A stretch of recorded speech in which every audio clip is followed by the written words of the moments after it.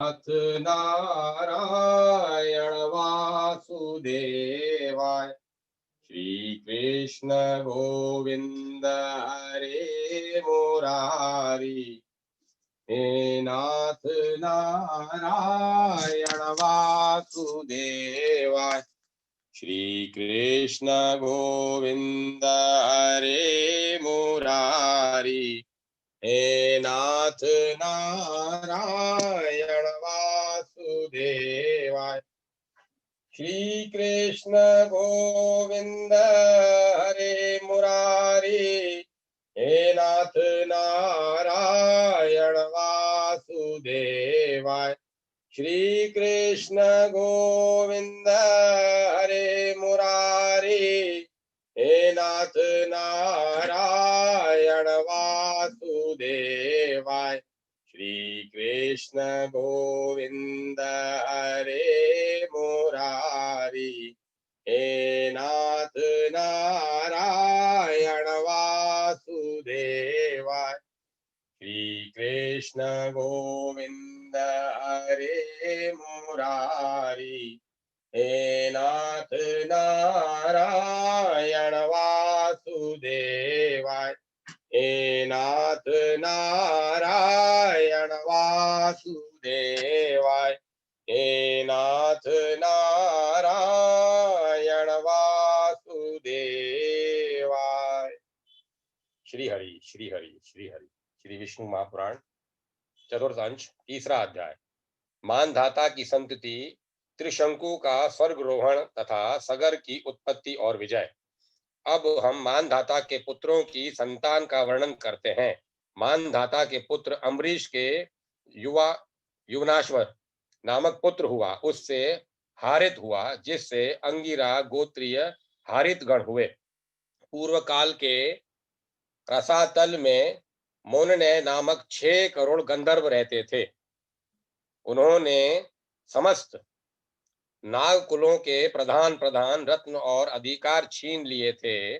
गंधर्वों के पराक्रम से अपमानित हुए नागेश्वरों द्वारा स्तुति किए जाने पर उसके श्रवण करने से जिनकी विकसित विकसित कमल सदृश आंखें खुल गई हैं, निद्रा के अंत में जगे हुए उन जलशायी भगवान सर्वदेवेश्वर को प्रणाम कर उनसे नागगण ने कहा, भगवान, इन गंधर्वों से उत्पन्न हुए हमारा भय किस प्रकार शांत होगा। तब आदि अंत रहित भगवान पुरुषोत्तम ने कहा, युवनाशव के पुत्र मानधाता का जो यह पुरुत्कल पुरुकुत्स नामक पुत्र है, उसमें प्रविष्ट होकर मैं उन संपूर्ण दुष्ट गंधर्वों का नाश कर दूंगा। यह सुनकर भगवान जलशायी को प्रणाम कर समस्त नागाधिपति गण नागलोक में लौट आए और पुरुकुत्स को लाने के लिए अपनी बहन और पुरुकुत्स की भार्या नर्मदा को प्रेरित किया।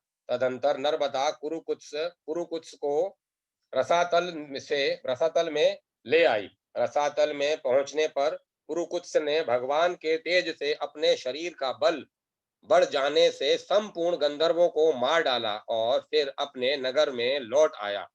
उस समय समस्त नागराजों ने नर्मदा को यह वर दिया कि जो कोई तेरा स्मरण करते हुए तेरा नाम लेगा, उसको सर्प विष से कोई भय न होगा। इस विषय में यह श्लोक भी है। नर्मदा को प्रातः काल नमस्कार है और रात्रि काल में भी नर्मदा को नमस्कार है। हे नर्मदे, तुमको हम बारंबार नमस्कार है। तुम मेरी विष और सर्प से रक्षा करो। उसका उच्चारण करते हुए दिन अथवा रात्रि में किसी समय भी अंधकार में जाने से सर्प नहीं काटता तथा उसका स्मरण करके भोजन करने वाले का खाया हुआ विष भी घातक नहीं होता। पुरुकुत्स को नागपतियों ने यह वर दिया कि तुम्हारी संतान का कभी अंत न होगा। पुरुकुत्स ने नर्मदा से त्रैदस्यु नामक पुत्र उत्पन्न किया।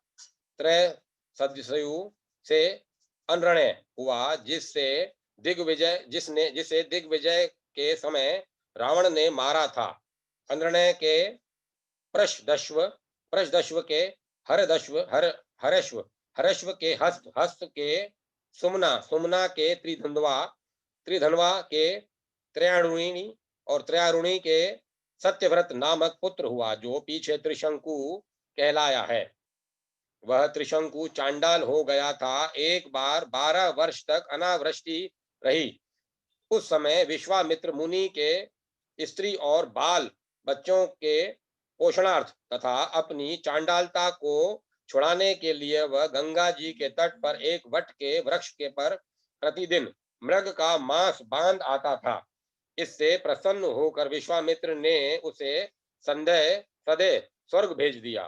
त्रिशंकु त्रिशंकु से हरिश्चंद्र, हरिश्चंद्र से रोहिताश, रोहिताश से हरित, हरित से चंचू, चंचू से विजय और वसुदेव, विजय से रुरुक और रुरुक से वृक का जन्म हुआ। वृक के बाहु नामक पुत्र हुआ, जो हे है और तालजंग आदि क्षत्रियों से पराजित होकर अपनी गर्भवती पटरानी के सहित वन में चला गया था।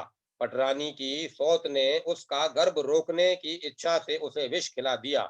उसके प्रभाव से उसका गर्भ 7 वर्ष तक गर्भाशय में ही रहा। अंत में बाहु वृद्धावस्था के कारण औरव मुनि के आश्रम के समीप मर गया। तब उसकी पटरानी ने चिता बनाकर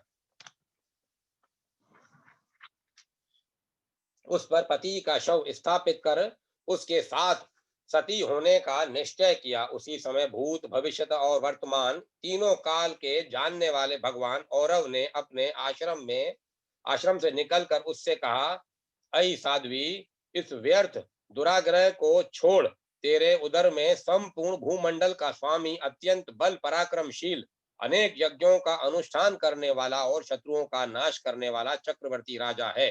तू ऐसे दुस्साहस का उद्योग न कर। ऐसा कहे जाने पर वह अनुमरण सती होने के आग्रह से विरत हो गई और भगवान औरव उसे अपने आश्रम पर ले आए। वहां कुछ ही दिनों में उसके उस गर विष के साथ ही एक अति तेजस्वी बालक ने जन्म लिया। बालक भगवान औरव ने उसे जात कर्म आदि संस्कार कर उसका नाम सगर रखा और उसका उपनयन संस्कार होने पर औरव ने ही उसे वेद शास्त्र और भार्गव नामक अग्नेय शास्त्रों की शिक्षा दी। बुद्धि का विकास होने पर उस बालक ने अपनी माता से कहा, माँ, यह तो बता, इस तपोवन में हम क्यों रहते हैं और हमारे पिता कहाँ हैं? इसी प्रकार के और भी उस प्रश्न पूछने पर माता ने उससे संपूर्ण वृतांत कह दिया। तब तो पिता के राज्यापहरण राज्यपहरण को सहन न कर सकने के कारण उसने है और तालजंग आदि क्षत्रियों को मार डालने की प्रतिज्ञा की और प्राय सभी है और तालजंग वंशीय राजाओं को नष्ट कर दिया। उनके पश्चात शक, यवन, कंबोज, पारद और पहलव गण भी हताहत होकर सगर के कुल गुरु वशिष्ठ जी की शरण में गए। वशिष्ठ जी ने उन्हें जीवन मृत, जीते हुए ही मरे के समान करके सगर से कहा, बेटा, इन जीते जी मरे हुओं का पीछा करने से क्या लाभ है? देख, तेरी प्रतिज्ञा को पूर्ण करने के लिए मैंने ही उन्हें स्वधर्म आदि द्विजातियों के संसर्ग से वंचित कर दिया है। राजा ने जो आज्ञा कहकर गुरु जी के कथन का अनुमोदन किया और उनके वेश बदलवा दिए। उसने यवनों के सिर मुंडवा दिए, शकों को अर्धमुंडित कर दिया, पारदों के लंबे लंबे केश रखवा दिए, पहरवों के मूछ दाढ़ी रखवा दी और उनको और उनके इनके समान अन्य अन्य क्षत्रियों को भी स्वाध्याय और वस्त्रकार आदि से बहिष्कृत कर दिया। अपने धर्म को छोड़ देने के कारण ब्राह्मणों ने भी इनका परित्याग कर दिया, अतः ये मलेच्छ हो गए। तदंतर महाराज सगर अपनी राजधानी में आकर अप्रतिहत स्नेह से युक्त हो इस संपूर्ण सप्तद्वीपवती पृथ्वी का शासन करने लगे। श्री विष्णु पुराणे चतुर्थ अंशे तृतीय अध्याय। चौथा अध्याय सगर, सौदास, वटवांग और भगवान राम के चरित्र का वर्णन। श्री पराशर जी बोले, कश्यप सुता सुमति और विदर्भ राजकन्या केशनी ये राजा सगर की 2 स्त्रियां थी। उनसे संतानोत्पत्ति के लिए परम समाधि द्वारा आराधना किए जाने पर भगवान औरव ने यह वर दिया एक से वंश की वृद्धि करने वाला एक पुत्र और दूसरी से 60,000 पुत्र उत्पन्न होंगे। इनसे इनमें से जिसको जो अभिष्ट हो वह इच्छा पूर्वक उसी को ग्रहण कर सकती है। उनके ऐसा कहने पर केशनी ने एक तथा सुमति ने 60,000 पुत्रों का वर मांगा। महर्षि के तथास्तु कहने पर कुछ ही दिनों में केशनी ने वंश को बढ़ाने वाले नामक असमंजस नामक एक पुत्र को जन्म दिया और कश्यप कुमारी सुमति से 60 सहस्त्र पुत्र उत्पन्न हुए। राजकुमार असमंजस के अंशुमान नामक पुत्र हुआ। यह असमंजस बाल्य अवस्था से ही बड़ा दुराचारी था। पिता ने सोचा कि बाल्य अवस्था के बीत जाने पर यह बहुत समझदार होगा, किंतु यौवन के बीत जाने पर भी जब उसका आचरण न सुधरा तो पिता ने उसे त्याग दिया। उनके 60,000 पुत्रों ने ही असमंजस के चरित्र का ही अनुकरण किया।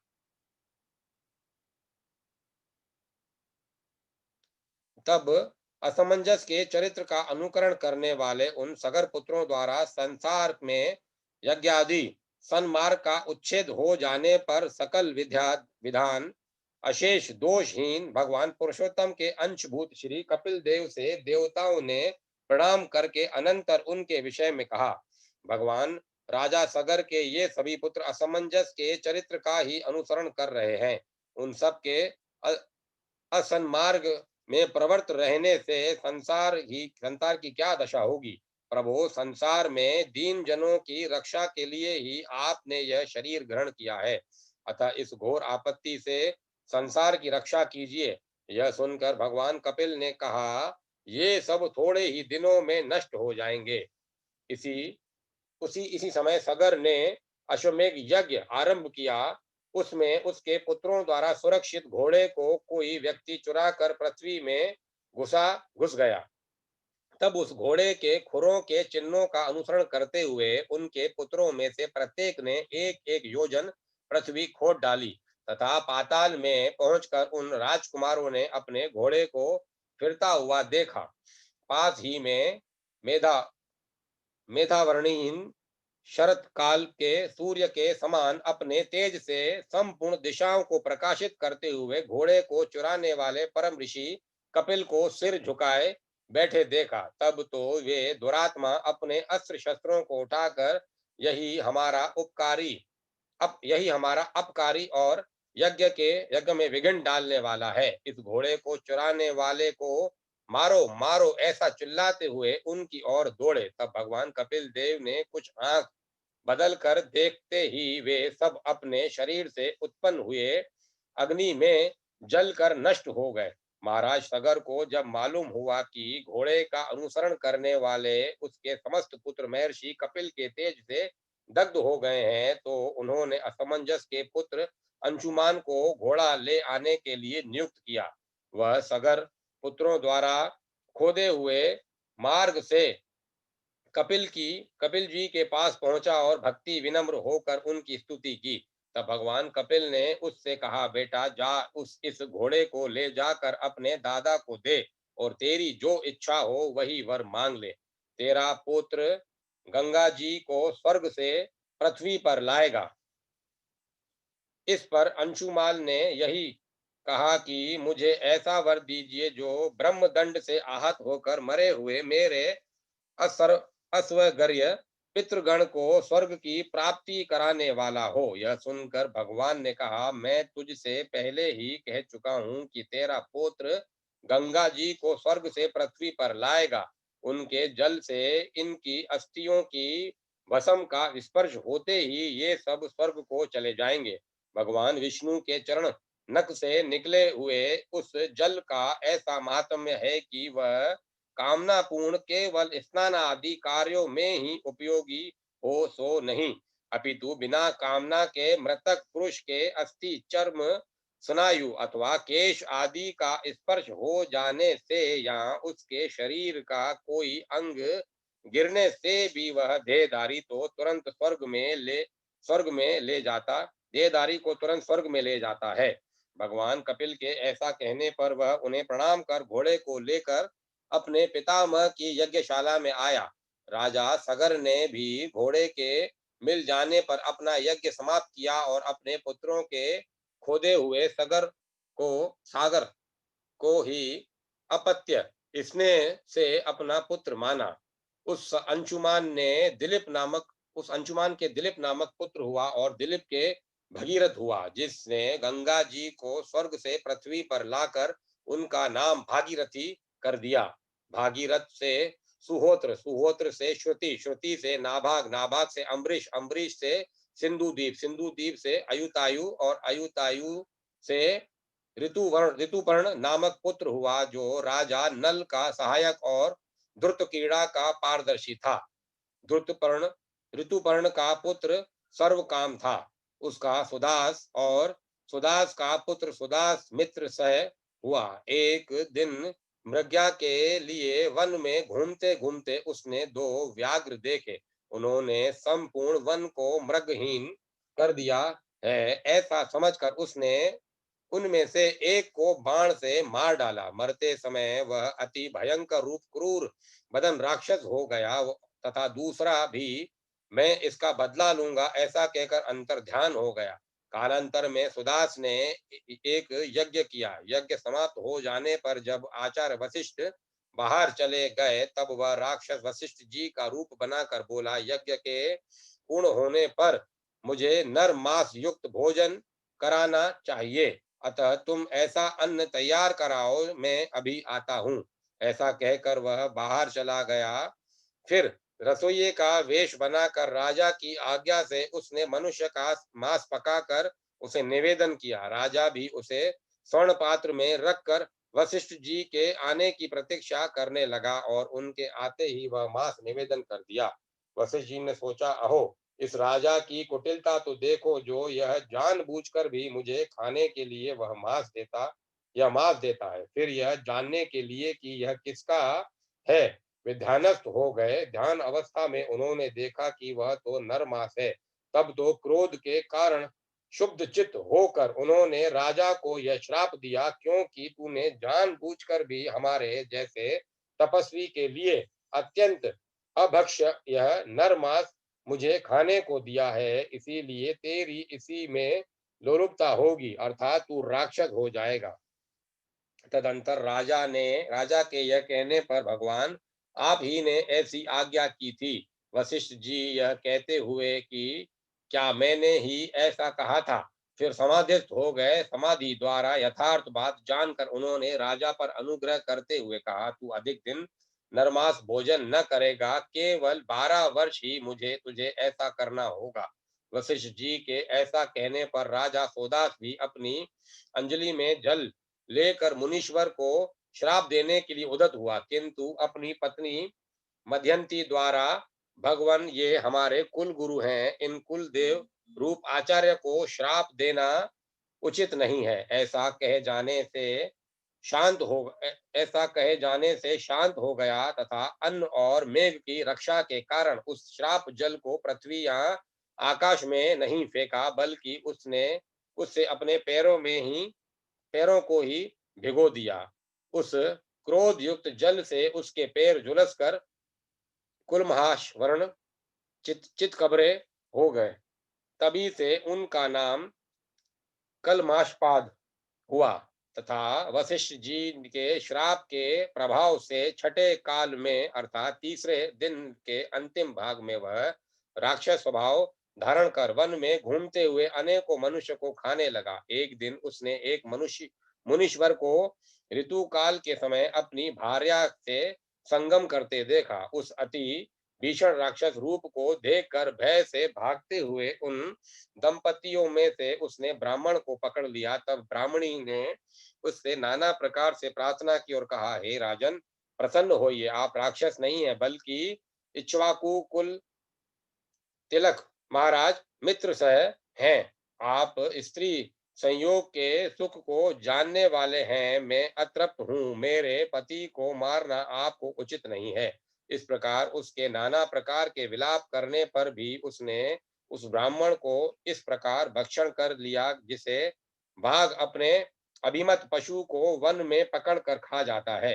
तब ब्राह्मणी ने अत्यंत क्रोधित होकर राजा को शाप दिया, अरे तूने मेरे अतृप्त रहते हुए भी इस प्रकार मेरे पति को खा लिया, इसीलिए कामोपभोग के में प्रवृत्त होते ही तेरा अंत हो जाएगा। इस प्रकार शाप देकर वह अग्नि में प्रविष्ट हो गई। तदंतर 12 वर्ष के अंत में श्राप मुक्त हो जाने पर एक दिन विषय कामना में प्रवृत्त होने पर रानी मदयंती ने उसे ब्राह्मणी के शाप का स्मरण करा दिया। तभी से राजा ने स्त्री संभोग त्याग दिया। पीछे पुत्रहीन राजा के प्रार्थना करने पर वशिष्ठ जी ने मदयंती के गर्भाधान किया। जब उस गर्भ ने 7 वर्ष व्यतीत होने पर भी जन्म न लिया तो देवी मदयंती ने उस पर पत्थर से प्रहार किया। उससे उसी समय पुत्र उत्पन्न हुआ और उसका नाम अश्मक हुआ। अश्मक के मूलक नामक पुत्र हुआ। जब परशुराम जी द्वारा यह पृथ्वी तल क्षत्रियहीन किया जा रहा था, उस समय उस मूलक की रक्षा वस्त्रहीना स्त्रियों ने घेर कर की थी। इससे उसे नारी कवच भी कहते हैं। मूलक के दशरथ के इलिवल इलिविल इलिविल के विश्वसह के खड्वांग नामक पुत्र हुआ, जिसने देवासुर संग्राम में देवताओं के प्रार्थना करने पर दैत्यों का वध किया था। इस प्रकार स्वर्ग में देवताओं का प्रिय करने से उनके द्वारा वर मांगने के लिए प्रेरित किए जाने पर उसने कहा, यदि मुझे वर ग्रहण करना ही पड़ेगा तो आप लोग मेरी आयु बतलाइए। तब देवताओं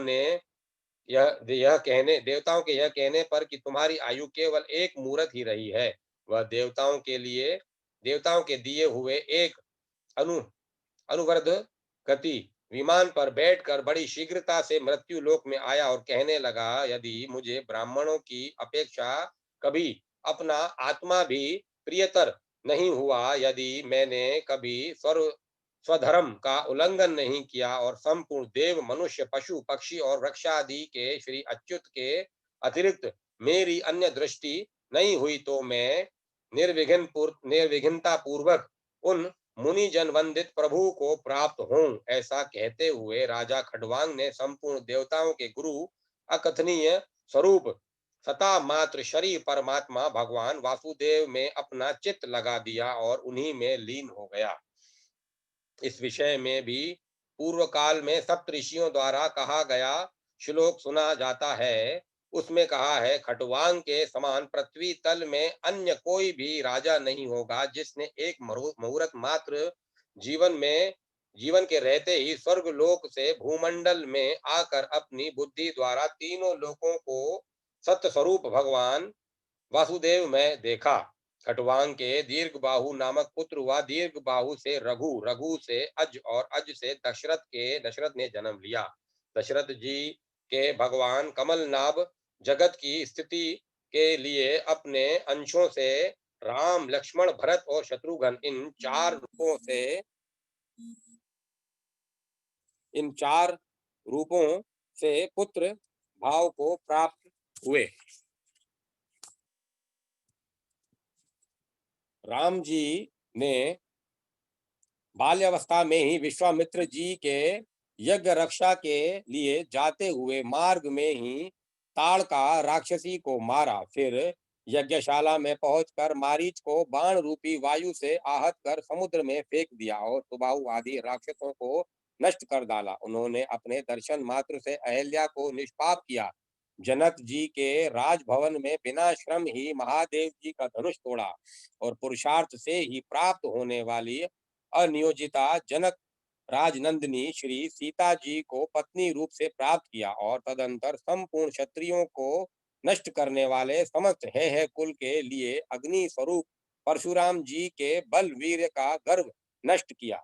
फिर पिता के वचन से राजलक्ष्मी को कुछ भी न गिनकर भाई लक्ष्मण और धर्म पत्नी सीता के सहित वन में चले गए। वहां विराध, खर, दूषण आदि राक्षस तथा कबंध और वाली का वध किया और समुद्र पर पुल बांध कर संपूर्ण राक्षस कुल का विध्वंस किया तथा रावण द्वारा हरी हुई और उसके वध से कलंकहीना होने पर भी अग्नि प्रवेश से शुद्ध हुई समस्त देवगणों से प्रशंसित स्वभाव वाली अपनी भार्या जनक राजकन्या सीता को अयोध्या में ले आए। हे मैत्रेय, उस समय उनके राज्याभिषेक जैसा मंगल हुआ उसका तो 100 वर्ष में भी वर्णन नहीं किया जा सकता। तथापि संक्षेप में सुनो। दशरथ नंदन श्री रामचंद्र जी प्रसन्न वंदन वदन लक्ष्मण, भरत, शत्रुघ्न, विभीषण, सुग्रीव, अंगद, जामवन और हनुमान आदि से छत्र चामरा आदि द्वारा सेवित हो ब्रह्मा, इंद्र, अग्नि, यम, त्रिनेत्री, वरुण, वायु, कुबेर और ईशान आदि संपूर्ण देवगण, वशिष्ठ, वामदेव, वाल्मीकि, मार्कंडे, विश्वामित्र, भारद्वाज और अगस्त मुनि आदि मुनिजन तथा ऋक, यजु, साम और अथर्व वेदों से स्तुति किए जाते हुए तथा नृत्य, गीत, वाद और वाघ आदि संपूर्ण मंगल सामग्रियों सहित वीणा, वेणु, मृदंग, भेरी, पटक, शंख का काहल और गोमुख आदि बाजों के घोष के साथ समस्त राजाओं के मध्य में संपूर्ण लोकों की रक्षा के लिए विधि पूर्वक अभिषिक्त हुए।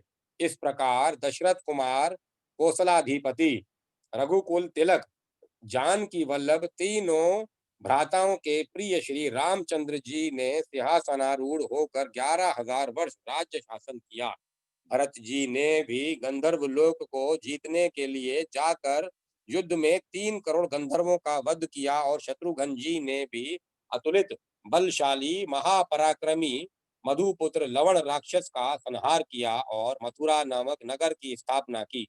इस प्रकार अपने अतिशय बल पराक्रम से महान दुष्टों को नष्ट करने वाले भगवान राम, लक्ष्मण, भरत और शत्रुघ्न संपूर्ण जगत की यथोचित व्यवस्था करने के अनंतर फिर स्वर्गलोक को पधारे। उनके साथ ही जो अयोध्या निवासी उन भगवद वंश स्वरूपों के अतिशय अनुरागी थे, उन्होंने भी तन्मय होने के कारण सालोक्य मुक्ति प्राप्त की। दुष्ट दलन भगवान राम के कुश और लव नामक 2 पुत्र हुए। इसी प्रकार लक्ष्मण जी के अंगद और चंद्रकेतु, भरत जी के तक्ष और पुष्कल तथा शत्रुघ्न जी के सुबाहु और शूरसेन नामक पुत्र हुए। कुश के अतिथि, अतिथि के निषद, निषद के अनल, अनल के निषद के अनल, अनल के नभ, नभ के पुंडरिक, पुंडरिक के शेम धनवा, शेम धनवा के देवानिक, देवानिक के अहिनक, अहिनक के रूरु, रूरु के पारियात्रक, पारियात्रक के देवल, देवल के वचल, वचल के उतक, उतक के वज्रनाभ, वज्रनाभ के शंखण, शंखण के युष्टिशाव और युष्टिशाव के विश्वसह नामक पुत्र हुआ। विश्वसह के हिरण्यनाभ नामक पुत्र हुआ, जिसने जेमिनी के शिष्य महायोगीश्वर याज्ञवल्क्य जी से योग विद्या प्राप्त की थी।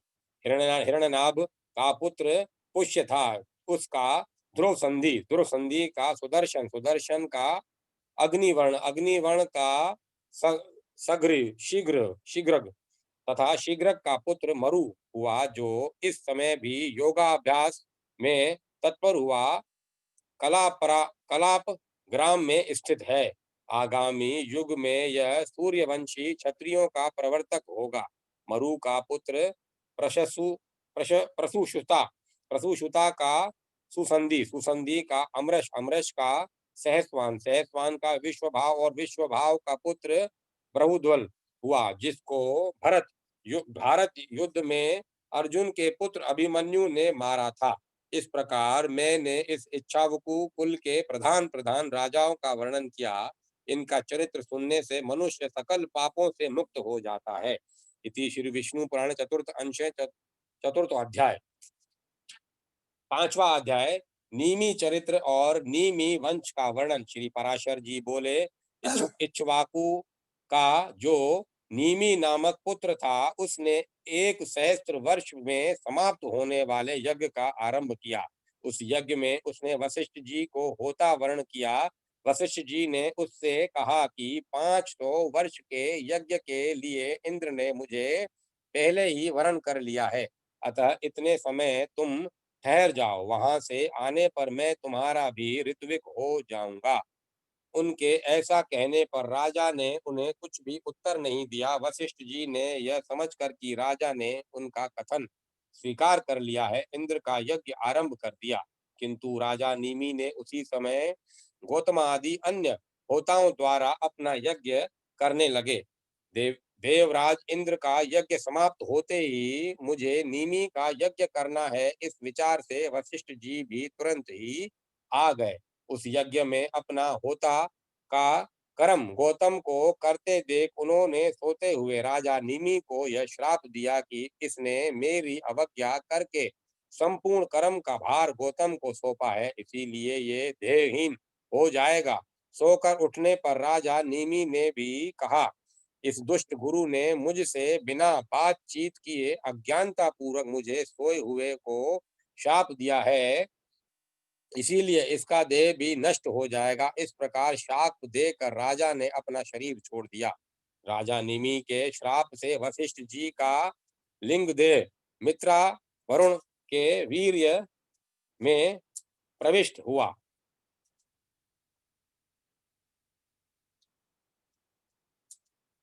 और उर्वशी के देखने से उसका वीर्य स्खलित होने पर उसी से उन्होंने दूसरा देह धारण किया। निमि का शरीर भी अति मनोहर गंध और तेल आदि से सुरक्षित रहने के कारण गड़ा सला नहीं। निमि का शरीर भी अति गंध और तेल आदि से सुरक्षित रहने के कारण सड़ा गला नहीं, बल्कि तत्काल मरे हुए देह के समान ही रहा। यज्ञ समाप्त होने पर जब देवगण अपना भाग ग्रहण करने के लिए आए तो उनसे ऋत्विक गण बोले कि यम यजमान को वर दीजिए। देवताओं द्वारा प्रेरणा किए जाने पर राजा निमि ने उनसे कहा, भगवन आप लोग संपूर्ण संसार दुख को दूर करने वाले हैं। मेरे विचार में शरीर और आत्मा के वियोग होने में जैसा दुख होता है वैसा और कोई दुख नहीं है। इसीलिए फिर शरीर और आत, मैं अब फिर इसीलिए मैं अब फिर शरीर ग्रहण करना नहीं चाहता, समस्त लोगों के नेत्रों में ही वास करना चाहता हूँ। राजा के ऐसा कहने पर देवताओं ने उनको समस्त जीवों के नेत्रों में अवस्थित कर दिया। तभी से प्राणी निमेषोन्मेष पलक खोलना मूंदना करने लगे हैं।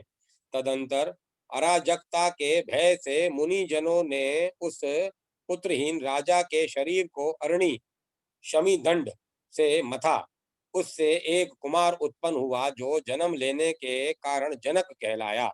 इसके पिता विदेह थे, इसीलिए यह विदेह कहलाता है, और मंथन से उत्पन्न होने के कारण मिथि भी कहा जाता है। उसके उदावसु नामक पुत्र हुआ। उदावसु के नंदीवर्धन के सुकेतु, सुकेतु के देवरात के बहु दुखत बहुदुखत के महावीर्य, महावीर्य के सुधृति, सुधृति के दृष्ट केतु के हर्षव, हर्षव के मनु, मनु के प्रतीक, प्रतीक के कृत्रत, कृत्रत के देवमीण, देवमीण के विबुद्ध, विबुद्ध के महाधृति, महाधृति के कृतरार्थ, कृतरार्थ के महारोमा, महारोमा के सुवर्ण रोमा, सुवर्ण रोमा के हवस्य रोमा, और हवस्य रोमा के सिरध्वज नामक पुत्र हुआ। वह पुत्र की कामना से यज्ञ भूमि को जोत रहा था। उसी समय हल के अग्र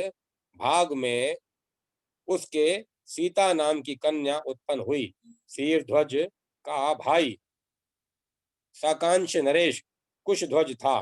सिर ध्वज ने के भानुमान नामक पुत्र हुआ। भानुमान के शत्रुधुमन, और शत्रुधुमन के शुचि, शुचि के ऊर्जनामा, और ऊर्जनामा के शतध्वज, शतध्वज के कृति, कृति के अंजन, अंजन के कुरुजीत, कुरुजीत के अरिष्ट नेमी, अरिष्ट नेमी के शुतायु, शुतायु के सुपार्शव, सुपार्शव के संजय, संजय के क्षेमावी, क्षेमावी के अनैना, अनैना के भौम रथ, भौम रथ के सत्यरथ, सत्यरथ के उपगु, उपगु के उपगुप्त, उपगुप्त के स्वागत और स्वागत के स्वानंद, स्वानंद से स्वर्चा, स्वर्चा के सुपार्शव, सुपार्शव के सुभाष, सुभाष के सुश्रुतु, सुश्रुतु के जय, जय के विजय, विजय के ऋत, ऋत के सुने, सुने के वित हैव के धृति, धृति के बहुलाश्व और बहुलाश्व के कृति नामक पुत्र हुआ।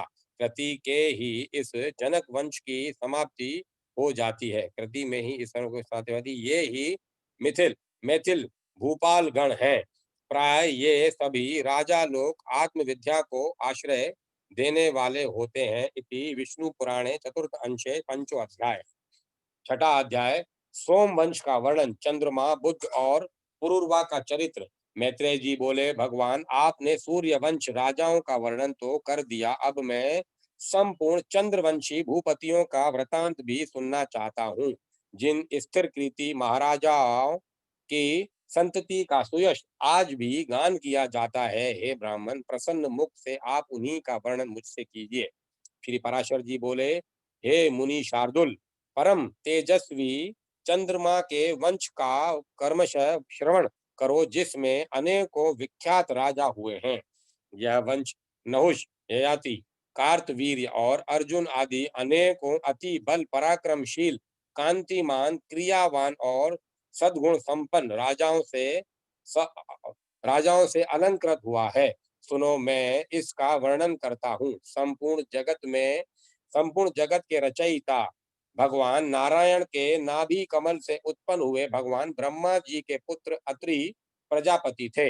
इन अत्रि के पुत्र चंद्रमा हुए। कमल योनि भगवान ब्रह्मा जी ने उन्हें संपूर्ण औषधि, द्विज जन और नक्षत्र गण के अधिपत्य पर अभिषिक्त कर दिया था। चंद्रमा ने राजस्यु यज्ञ का अनुष्ठान किया। अपने प्रभाव और अति उत्कृष्ट आधिपत्य के अधिकारी होने से चंद्रमा पर राजमद सवार हुआ। तब मदोन्मत्त हो जाने के कारण उसने समस्त देवताओं के गुरु भगवान बृहस्पति जी की भार्या तारा को हरण कर लिया तथा बृहस्पति जी की प्रेरणा से भगवान ब्रह्मा जी के बहुत कुछ कहने सुनने और देव ऋषियों के मांगने पर भी उसे न छोड़ा। बृहस्पति जी से द्वेष करने के कारण शुक्र जी भी चंद्रमा के सहायक हो गए और अंगिरा से विद्या लाभ होने के कारण भगवान रुद्र ने बृहस्पति जी की सहायता की, क्योंकि बृहस्पति जी अंगिरा के पुत्र हैं। जिस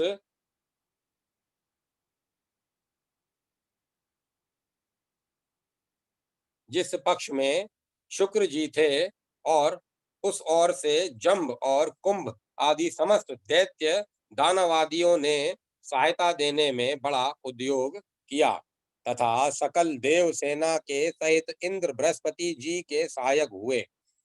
इस प्रकार तारा के लिए उनमें तारकामय नामक अत्यंत घोर युद्ध छिड़ गया। तब रुद्र आदि देवगण दानवों के प्रति और दानवगण देवताओं के प्रति नाना प्रकार के शस्त्र छोड़ने लगे। इस प्रकार देवासुर संग्राम से शुद्ध चित्त हो संपूर्ण संसार ने ब्रह्मा जी की शरण ली। तब भगवान कमल योनि ने भी शुक्र, रुद्र, दानव और देवगण को युद्ध से निवृत्त कर बृहस्पति जी को तारा दिलवा दी। उसे गर्भिणी देखकर बृहस्पति जी ने कहा, मेरे क्षेत्र में तुझको दूसरे का पुत्र धारण करना उचित नहीं है।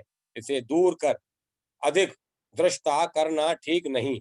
बृहस्पति जी के ऐसा कहने पर उस पतिव्रता ने पति के वचनानुसार वह गर्भ इच्छिका स्तंभ सीक की झाड़ी में छोड़ दिया।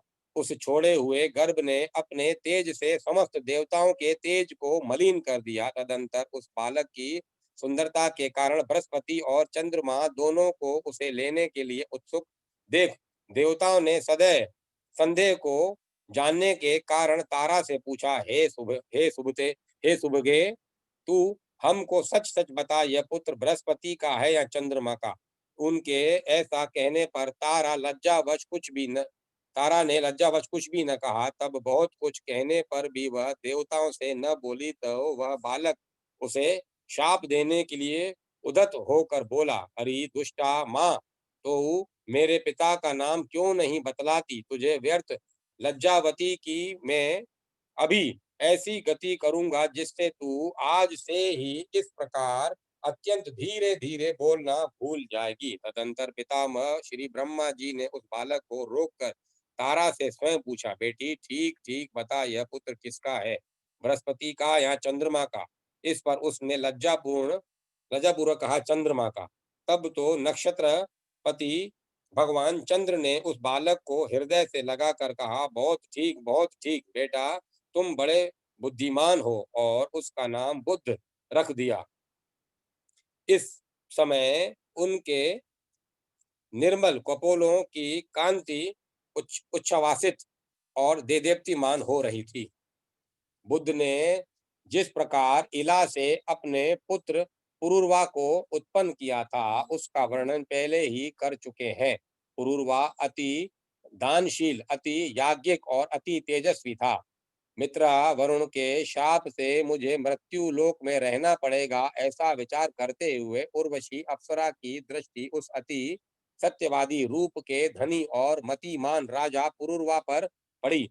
देखते ही वह संपूर्ण मान को तथा स्वर्ग सुख की इच्छा को छोड़कर तन्मय भाव से उसी के पास आई। राजा पुरुरवा का चित्त भी उसे संसार की समस्त स्त्रियों में विशिष्ट तथा कांति, सुकुमारता, सुंदरता, गति विलास और मुस्कान आदि गुणों से युक्त देखकर उसके वशीभूत हो गया। इस प्रकार वे दोनों ही परस्पर तन्मय और अनन्यचित होकर और सब कामों को भूल गए। निदान राजा ने निसंकोच होकर कहा, हे शुभ्रे, मैं तुम्हारी इच्छा करता हूँ, तुम प्रसन्न होकर मुझे प्रेम दान दो। राजा के ऐसा कहने पर उर्वशी ने लज्जावश स्वखलित स्वर से कहा, यदि आप मेरी प्रतिज्ञा को निभा सके तो अवश्य ऐसा ही हो सकता है। यह सुनकर राजा ने कहा, अच्छा, तुम अपनी प्रतिज्ञा मुझसे कहो। इस प्रकार पूछने पर वह बोली, मेरे पुत्र रूप इन दो मेषों भेड़ों को आप कभी मेरी शैया से दूर न कर सकेंगे। मैं कभी आपको नग्न न देखने पाऊं, और केवल धृत ही मेरा आहार होगा। यही मेरी 3 प्रतिज्ञाएं हैं। तब राजा ने कहा, ऐसा ही होगा। तदंतर राजा पुरुरवा ने दिन दिन बढ़ते हुए आनंद के साथ कभी अलकापुरी के अंतर्गत चेतरथ आदि वनों में और कभी सुंदर पदखंडों से युक्त अति रमणीय मानस आदि सरोवरों में विहार करते हुए 60,000 वर्ष बिता दिए। उसके उपभोग सुख से प्रतिदिन अनुराग के बढ़ते रहने से उर्वशी को भी देवलोक में रहने की इच्छा नहीं रही। उधर उर्वशी के बिना अप्सराओं, सिद्धों और गंधर्वों को स्वर्गलोक अत्यंत रमणीय नहीं मालूम होता था। अतः उर्वशी और पुरुरवा की प्रतिज्ञा के जानने वाले विश्वावसु ने एक दिन रात्रि के समय गंधर्वों के साथ जाकर उसके शयनागार के पास ही एक मेष का हरण कर लिया। उसे आकाश में ले जाते समय उर्वशी ने उसका शब्द सुना। तब वह बोली, मुझ अनाथा के पुत्र को कौन लिए जाता है? अब मैं किसकी शरण जाऊं? किंतु यह सुनकर भी इस भय से कि रानी मुझे नंगा देख लेगी, राजा नहीं उठा। तदंतर गंधर्वगण दूसरा भी मेष लेकर चल दिए। उसे ले जाते समय उसका शब्द सुनकर भी उर्वशी, हाय, मैं अनाथा और भ्रतहीना हूँ तथा एक कायर के अधीन हो गई हूँ। इस प्रकार कहती हुई वह आर्त स्वर से विलाप करने लगी। तब राजा यह सोचकर कि इस समय अंधकार है, अतः रानी मुझे नग्न न देख सकेगी, क्रोध पूर्वक, अरे दुष्ट, तू मारा गया, यह कहते हुए तलवार लेकर पीछे दौड़ा। उसी समय गंधर्वों ने अति उज्जवल विद्युत प्रकट कर दी। उसके प्रकाश में राजा को वस्त्रहीन देखकर प्रतिज्ञा टूट जाने से उर्वशी तुरंत ही वहां से चली गई। गंधर्वगण और भी उन मेषों को वहीं छोड़कर स्वर्गलोक में चले गए। किंतु जब राजा उन मेषों को लिए हुए अति प्रसन्न चित्त से अपने शय्यानागर शयनागर में आया तो वहां उसने उर्वशी को न देखा। उसे न देखने से वह उस वस्त्रहीन अवस्था में ही पागल के समान घूमने लगा। घूमते घूमते उसने एक दिन कुरुक्षेत्र में के कमल सरोवर में अन्य चार अप्सराओं के रहित उर्वशी चार अप्सराओं के सहित उर्वशी को देखा। उसे देखकर वह उन्मुक्त के समान, हे जाए ठहर, अरि हृदय की निष्ठुरे, खड़ी हो जा, अरि कपट रखने वाली, वार्तालाप के लिए तनिक ठहर जा। ऐसे अनेक वचन कहने लगे। उर्वशी बोली, महाराज, इन अज्ञानियों की सी चेष्टाओं से कोई लाभ नहीं। इस समय मैं गर्भवती हूँ। 1 वर्ष उपरांत आप यहीं आ जावें, उस समय आपके एक पुत्र होगा और एक रात में भी आपके साथ रहूंगी। उर्वशी के ऐसा कहने पर राजा पुरूरवा प्रसन्न चित्त से अपने नगर को चला गया। तदंतर उर्वशी ने अन्य अप्सराओं से कहा, ये वही पुरुष श्रेष्ठ है जिनके साथ मैं इतने दिनों तक प्रेमाकृष्ट चित्त से भूमंडल में रही थी। इस पर अन्य अप्सराओं ने कहा, वाह वाह, सचमुच इनका रूप बड़ा ही मनोहर है। इनके साथ तो सर्वदा हमारा भी सहवास हो। वर्ष समाप्त होने पर राजा पुरूरवा वहां आए। उस समय उर्वशी ने उन्हें आयु नामक एक बालक दिया तथा उसके साथ एक रात रहकर 5 पुत्र उत्पन्न करने के लिए गर्भ धारण किया और कहा, हमारे पारस्परिक स्नेह के कारण सकल गंधर्व गण महाराज को वरदान देना चाहते हैं, अतः आप अभिष्ट वर मांगिए। राजा बोले, मैंने समस्त शत्रुओं को जीत लिया है। मेरी इंद्रियों की सामर्थ्य नष्ट नहीं हुई है। मैं बंधुजन, असंख्य सेना और कोष से भी संपन्न हूँ। इस समय उर्वशी के सहवास के अतिरिक्त मुझे और कुछ भी प्राप्य नहीं है। अतः मैं इस उर्वशी के साथ ही काल यापन करना चाहता हूँ। राजा के ऐसा कहने पर गंधर्वों ने उन्हें एक अग्नि युक्त पात्र दी और कहा, इस अग्नि के वैदिक विधि से ग्राहपत्य, आवानीय और दक्षिणाग्नि रूप 3 भाग करके उसमें उर्वशी के सहवास की कामना से भली भांति यजन करो तो अवश्य ही तुम अपना अभिष्ट प्राप्त कर लोगे। गंधर्वों के ऐसा कहने पर राजा उस अग्नि स्थाली को लेकर चल दिए। मार्ग में वन के अंदर उन्होंने सोचा, अहो, मैं कैसा मूर्ख हूँ, मैंने यह क्या किया जो इस अग्निस्थली को तो ले आया और उर्वशी को नहीं लाया।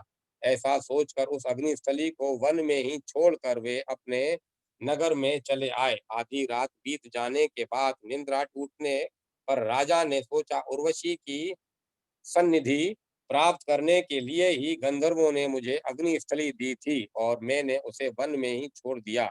अतः अब मुझे उसे लाने के लिए जाना चाहिए। ऐसा सोच उठकर वे वहां गए, किंतु उन्होंने उस स्थली को वहां न देखा। अग्निस्थली के स्थान पर राजा पुरूरवा ने एक शमी गर्भ पीपल के वृक्ष को देखकर सोचा, मैंने यहीं तो यह अग्निस्थली फेंकी थी।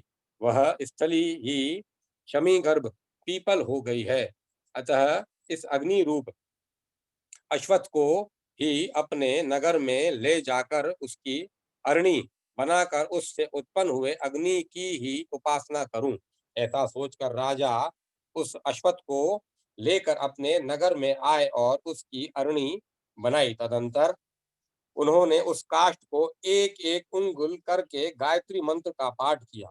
उसके पाठ से गायत्री की अक्षर संख्या के बराबर एक एक उंगली की अरणियां हो गई। उनके मंथन से तीनों प्रकार के अग्नियों को उत्पन्न कर उनके वैदिक विधि से हवन किया तथा उर्वशी के सहवास रूप फल की इच्छा की। तदंतर उसी अग्नि से नाना प्रकार के यज्ञों का यजन करते हुए उन्होंने गंधर्व लोक प्राप्त किया और फिर उर्वशी से उनका वियोग न हुआ। पूर्व काल में एक ही अग्नि था। उस एक ही पूर्व काल में उस एक ही से इस मनवंतर में 3 प्रकार की अग्नियों का प्रचार हुआ। इति श्री विष्णु पुराणे चतुर्थ अंशे षष्ठो अध्याय। 7वां अध्याय जहनु का गंगा पान तथा जमदग्नि और विश्वामित्र की उत्पत्ति। श्री पराशर जी बोले, राजा पुरूरवा के परम बुद्धिमान आयु, अमावसु, विश्वावसु, शुतायु, शतायु, श्रुतायु, शतायु और अयातायु नामक 6 पुत्र हुए। अमावसु के भीम, भीम के कांचन, कांचन के सुहोत्र और सुहोत्र के जहरनु नामक पुत्र हुआ, जिसने अपनी संपूर्ण यज्ञशाला को गंगा जल से अप्लावित देख क्रोध से रक्तनयन हो भगवान यज्ञ पुरुष को परम समाधि के द्वारा अपने में स्थापित कर संपूर्ण गंगा जी को पी लिया था। तब देव ऋषियों ने उन्हें प्रसन्न कर और गंगा जी को इनकी पुत्री रूप से पाकर ले गए। जहानु के समंतु नामक पुत्र हुआ, समंतु के अजक, अजक के बलाकाशव, बलाकाशव के कुश और कुश के कुशाम्ब और कुशनाभ, अधर्तु रजा और वसु नामक 4 पुत्र हुए। उनमें से कुशाम्ब ने इस इच्छा से कि मेरे इंद्र के समान पुत्र हों तपस्या की।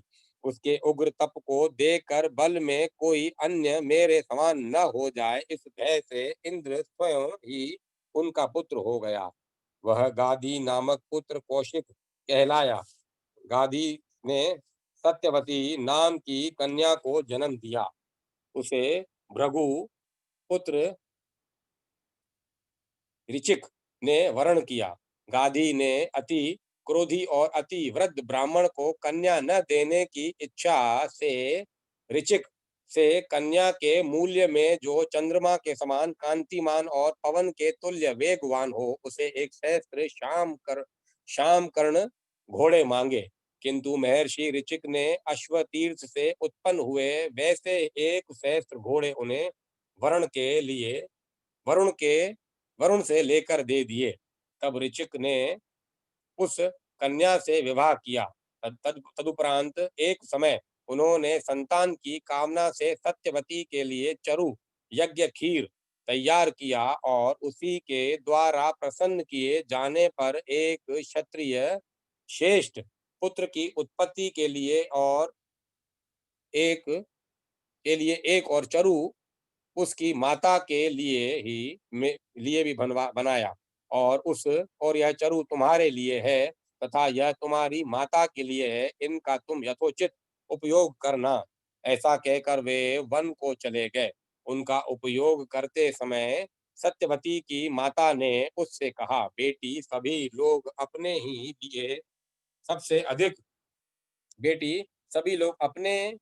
लिए सबसे अधिक गुणवान पुत्र चाहते हैं। अपनी पत्नी के भाई के गुणों में किसी की भी विशेष रुचि नहीं होती। अतः तू अपना चरु तो मुझे दे दे और मेरा तू ले ले, क्योंकि मेरे पुत्र को तो संपूर्ण भूमंडल का पालन करना होगा और ब्राह्मण कुमार को तो बल, वीर और संपत्ति आदि से लेना ही क्या। ऐसा कहने पर सत्यवती ने अपना चरु अपनी माता को दे दिया। वन से लौटने पर ऋषि ने सत्यवती को देखकर कहा, अरे पापनी, तूने ऐसा क्या अकार्य किया है जिससे तेरा शरीर ऐसा भयानक प्रतीत होता है। अवश्य ही तूने अपनी माता के लिए तैयार किए चरु का उपयोग किया है, सो ठीक नहीं है। मैंने उसमें संपूर्ण ऐश्वर्य, पराक्रम, शूरता और बल की संपत्ति का आरोपण किया था तथा तेरे में शांति, ज्ञान, तितिक्षा आदि संपूर्ण ब्राह्मणोचित गुणों का समावेश किया था। उनका विपरीत उपयोग करने से तेरे अति भयंकर अस्त्र शस्त्रधारी, पालन कर्म में तत्पर क्षत्रिय के समान आचरण वाला पुत्र होगा और उसके शांति प्रिय ब्राह्मण चार युक्त पुत्र होगा। यह सुनते ही सत्यवती ने उनके चरण पकड़ लिए और प्रणाम करके कहा, भगवान, अज्ञान से ही मैंने ऐसा किया, अतः अतः प्रसन्न होइए और ऐसा कीजिए कि जिससे मेरा पुत्र ऐसा न हो, भले ही पौत्र ऐसा हो जाए। इस पर मुनि ने कहा, ऐसे ऐसा ही हो।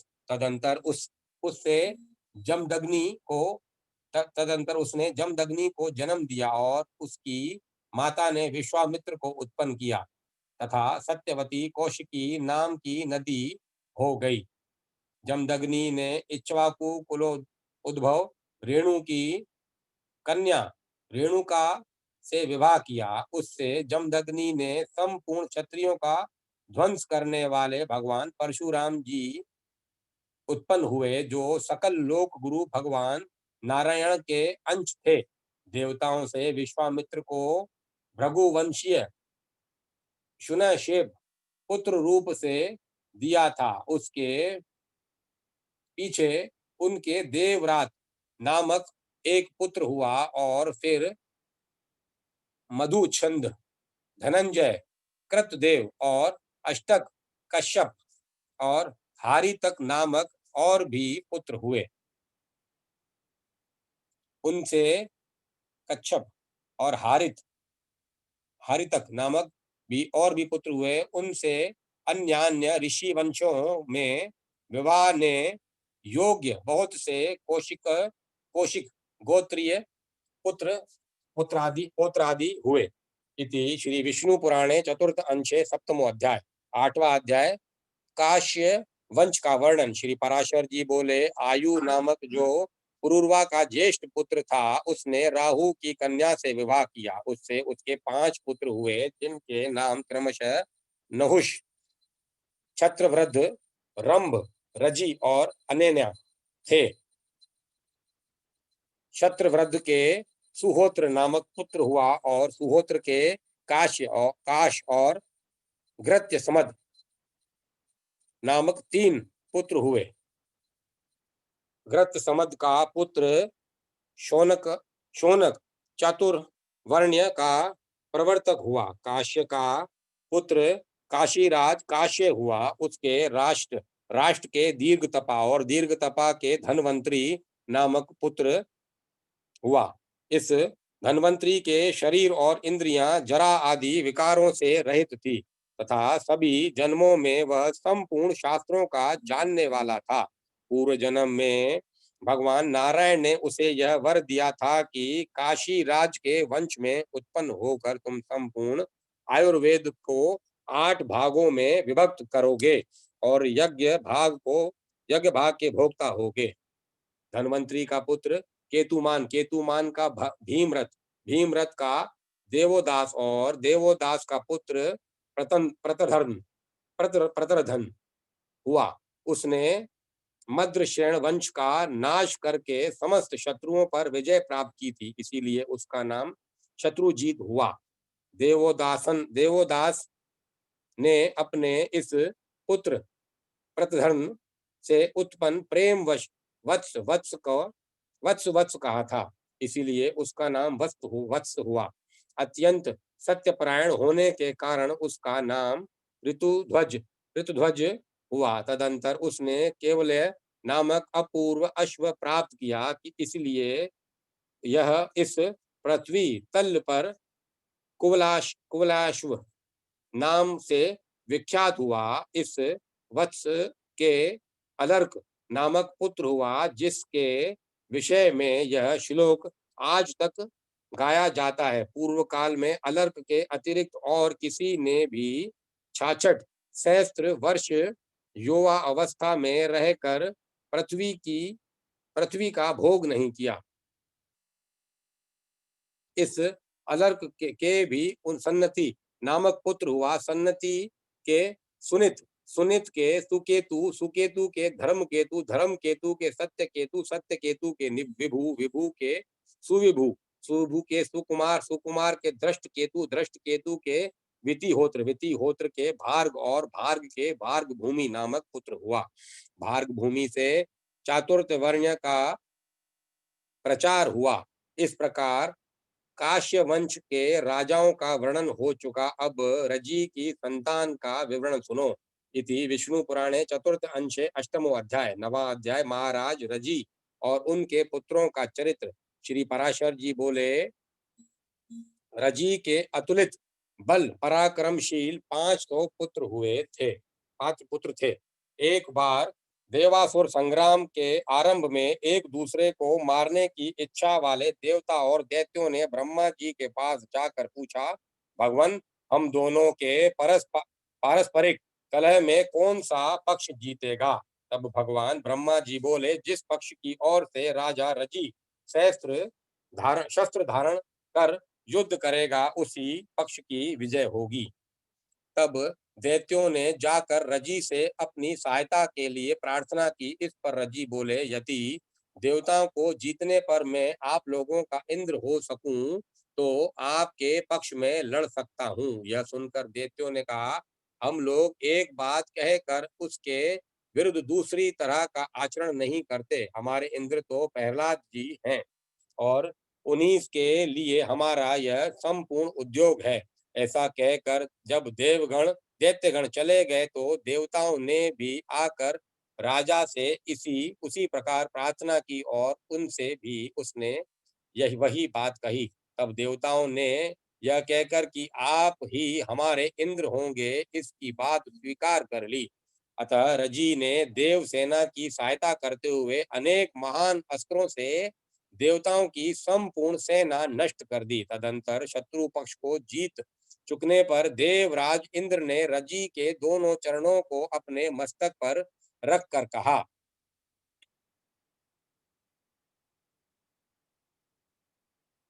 भय से रक्षा करने और अन्न दान देने के कारण आप हमारे पिता हैं। आप संपूर्ण के सर्वो लोकों में सर्वोत्तम हैं, क्योंकि मैं त्रिलोकेंद्र आपका पुत्र हूँ। इस पर राजा ने हंसकर कहा, अच्छा, ऐसा ही सही। शत्रु पक्ष की भी नाना प्रकार की चाटु वाक्या युक्त अनुन्य विनय का अतिक्रमण करना उचित नहीं होता। फिर स्वपक्ष की तो बात ही क्या है। ऐसा कहकर वे अपनी राजधानी को चले गए। इस प्रकार शतक्रतु ही इंद्र पद पर स्थित हुआ। पीछे राजा की रजी के स्वर्गवासी होने पर देव ऋषि नारद की प्रेरणा से रजी के पुत्रों ने अपने पिता के पुत्र भाव को प्राप्त किया कर पर प्राप्त हुए शत क्रेतु से व्यवहार के अनुसार अपने पिता का राज्य मांगा, किंतु जब उसने न दिया, तो उन महाबलवान रजी पुत्रों ने इंद्र को जीतकर स्वयं ही इंद्र पद का भोग किया।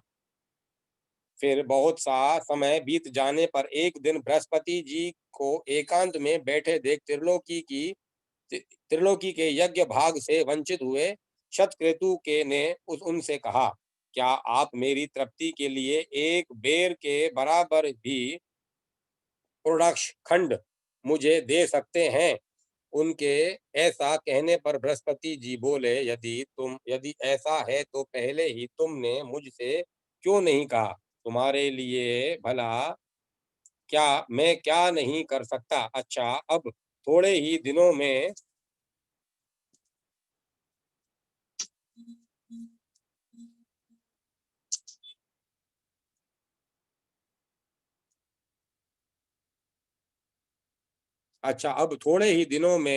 मैं तुम्हें अपने पद पर स्थित कर दूंगा। ऐसा कह बृहस्पति जी रजी पुत्रों की बुद्धि को मोहित करने के लिए अभिचार और इंद्र की तेजोवृद्धि के लिए हवन करने लगे।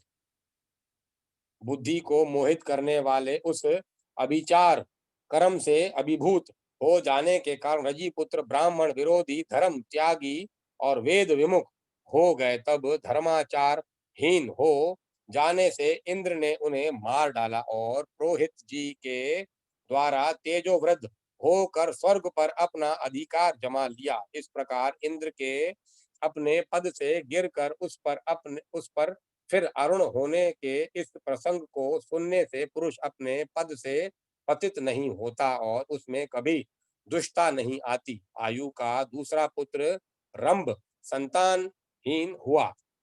छत्रवृद्ध का पुत्र प्रतिछत्र हुआ। प्रतिछत्र का संजय, संजय का जय और जय का विजय, विजय का कृत और कृत का हर्यधन, हर्यधन का सहदेव, सहदेव का अदीन, अदीन का जक्षसेन, जक्षसेन का संस्कृति और संस्कृति का पुत्र शत्रुध्रुमा हुआ। ये सब छत्रवृद्ध के वंशज हुए। अब मैं नहुष वंश का वर्णन करूंगा। इति श्री विष्णु पुराणे चतुर्थ अंशे नवमो अध्याय, 10वां अध्याय ययाति का चरित्र। श्री पराशर जी बोले, नहुष के यति, ययाति, संयाति, आयाति, वियाति और कृति नामक 6 महाबल विक्रमशाली पुत्र हुए। यति ने राज्य की इच्छा नहीं की, इसीलिए ययाति ही राजा हुआ। ययाति ने शुक्राचार्य जी की पुत्री देवयानी और वृषपर्वा की कन्या शर्मिष्ठा से विवाह किया था। उनके वंश के संबंध में यह श्लोक प्रसिद्ध है। देवयानी ने यदु और तुवर्सु को जन्म दिया तथा वृषपर्वा की पुत्री शर्मिष्ठा ने ध्रुवाहनु और पुरु को उत्पन्न किया। ययाति को शुक्राचार्य जी से श्राप से असमय ही वृद्धावस्था ने घेर लिया था। पीछे शुक्र के प्रसन्न होकर कहने पर उन्होंने अपनी वृद्धावस्था को ग्रहण करने के लिए बड़े पुत्र यदु से कहा, वत्स, तुम्हारे नाना जी के श्राप से मुझे असमय ही वृद्ध अवस्था ने घेर लिया है। अब उन्हीं की कृपा से मैं उसे तुमको देना चाहता हूँ। मैं अभी विषय भोगों से तृप्त नहीं हुआ हूँ, इसीलिए 100 वर्ष तक मैं तुम्हारी युवा अवस्था से उन्हें भोगना चाहता हूँ। इस विषय में तुम्हें किसी प्रकार की आनाकानी नहीं करनी चाहिए। किंतु पिता के ऐसा कहने पर भी यदु ने वृद्धावस्था को ग्रहण करना न चाहा। तब पिता ने उसे श्राप दिया कि तेरी संतान राज्य पद के योग्य न होगी। फिर राजा ययाति ने तुर्वसु, ध्रुवाहु और अनु से भी अपना यौवन देकर वृद्धावस्था ग्रहण करने के लिए कहा तथा उनमें से प्रत्येक के अस्वीकार करने पर उन्होंने उन सभी को श्राप दे दिया। अंत में सबसे छोटे शर्मिष्ठा के पुत्र पुरु से भी वही बात कही तो उसने अति नम्रता और आदर के साथ पिता को प्रणाम करके आदर पूर्वक कहा, यह तो हमारे ऊपर आपका महान अनुग्रह है। ऐसा कहकर पुरु ने अपने पिता की वृद्धा अवस्था ग्रहण कर उन्हें अपना यौवन दे दिया। राजा ययाति ने पुरु का यौवन लेकर समय अनुसार प्राप्त हुए उत्थेष्ट यथेष्ट यथेच्छ विषयों को अपने उत्साह के अनुसार धर्म पूर्वक भोगा और अपनी प्रजा का भली प्रकार पालन किया। फिर विश्वाची और देवयानी के साथ विविध भोगों को भोगते हुए मैं कामनाओं का अंत कर दूंगा, ऐसा सोचते सोचते वे प्रतिदिन भोगों के लिए उत्कंठित रहने लगे और निरंतर भोगते रहने से उन कामनाओं को अत्यंत प्रिय मानने लगे। तदुपरांत उन्होंने इस प्रकार अपना उद्गार प्रकट किया, भोगों की तृष्णा उनके भोगने से कभी शांत नहीं होती, बल्कि धृताहुति से अग्नि के समान वह बढ़ती ही जाती है। संपूर्ण पृथ्वी के में जितने भी धान्य, यव, सुवर्ण, पशु और स्त्रियां हैं, वे सब एक मनुष्य के लिए भी संतोषजनक नहीं है। इसीलिए तृष्णा को सर्वदा त्याग देना चाहिए। जिस समय कोई पुरुष किसी भी प्राणी के लिए पापमयी भावना नहीं करता, उस समय उस समदर्शी के लिए सभी दिशाएं सुखमयी हो जाती हैं। दुर्मतियों के लिए तो जो अत्यंत दुस्तज्य है तथा वृद्धावस्था में भी जो शिथिल नहीं होती, बुद्धिमान पुरुष उस तृष्णा को त्याग कर सुख से परिपूर्ण हो जाता है। अवस्था के जीर्ण होने पर केश और दांत भी जीर्ण हो जाते हैं, किंतु जीवन और धन की आशाएं उसके जीर्ण होने पर भी नहीं जीर्ण होती। विषयों में आसक्त रहते हुए मुझे 1 सहस्त्र वर्ष बीत गए, फिर भी नित्य ही उनमें मेरी कामना होती है।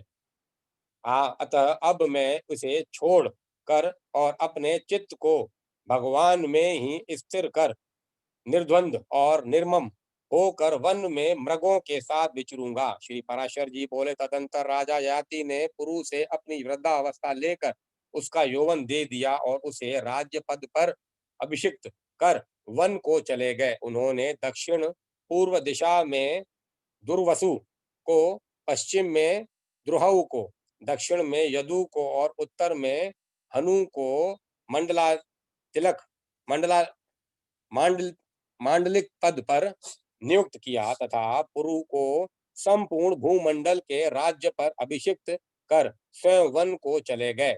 इति श्री विष्णु पुराणे चतुर्थ अंशे दशमो अध्याय। 11वां अध्याय यदुवंश का वर्णन और सहस्त्रार्जुन का चरित्र। श्री पराशर जी बोले, अब मैं ययाति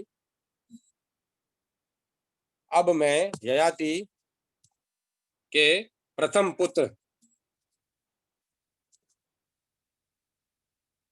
पुत्र यदु के वंश का वर्णन करता हूँ, जिसमें कि मनुष्य, सिद्ध, गंधर्व, यक्ष, राक्षस, गुहा, किम पुरुष, अप्सरा, सर्प, पक्षी, दैत्य, दानव, आदित्य, रुद्र, वसु, अश्वनी कुमार, मरुदगण, देव ऋषि, मुमुक्षु तथा धर्म, अर्थ, काम और मोक्ष के अभिलाषी पुरुषों द्वारा सर्वदा स्तुति किए जाने पर अखिल लोक विश्राम आधंतहीन भगवान विष्णु ने अपने अपरिमित महत्वशाली अंश से अवतार लिया था, उस विषय में यह श्लोक प्रसिद्ध है, जिसमें श्री कृष्ण नामक निराकार पर ब्रह्म ने अवतार लिया था। उस यदुवंश का श्रवण करने से मनुष्य संपूर्ण पापों से मुक्त हो जाता है।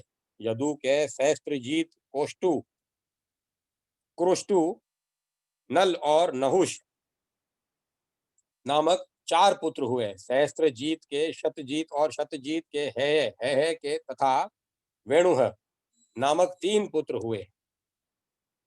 है का पुत्र धर्म, धर्म का धर्म नेत्र का कुंती, कुंती का सहजीत और सहजीत का पुत्र महिष्मान हुआ, जिसने माहिष्मती पुरी को बसाया।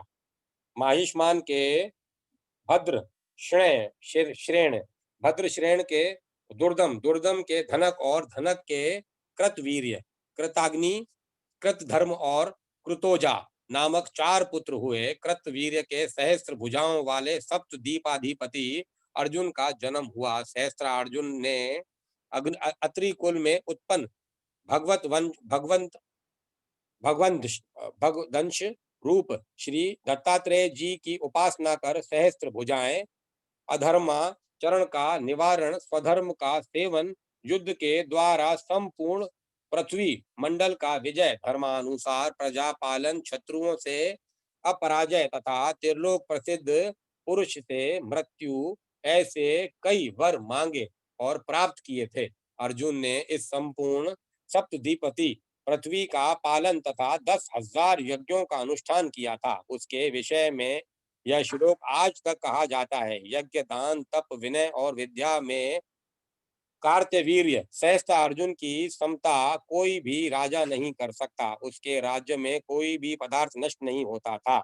इस प्रकार उसने बल, पराक्रम, आरोग्य और संपत्ति को सर्वदा सुरक्षित रखते हुए 85,000 वर्ष राज्य किया।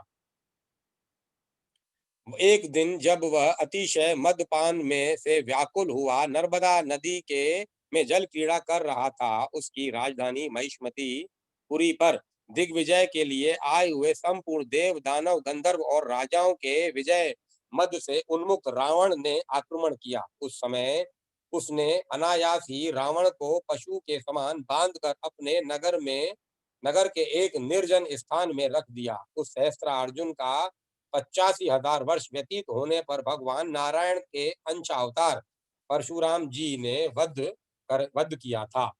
इसके 100 पुत्रों में से शूरसेन, वृक्षसेन, मधु और जयध्वज ये 5 प्रधान थे। जयध्वज का पुत्र तालजंग हुआ और तालजंग नामक 100 पुत्र हुए। उनसे सबसे बड़ा वितिहोत्र और दूसरा भरत था।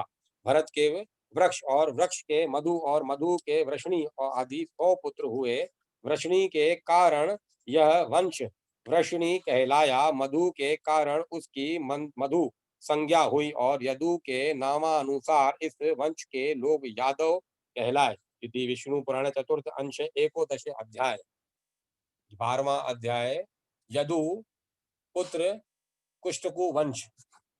अब मैं कथा को यहीं विराम देता हूँ। कल आगे यहाँ से कथा का पान करेंगे और आनंद उठाएंगे।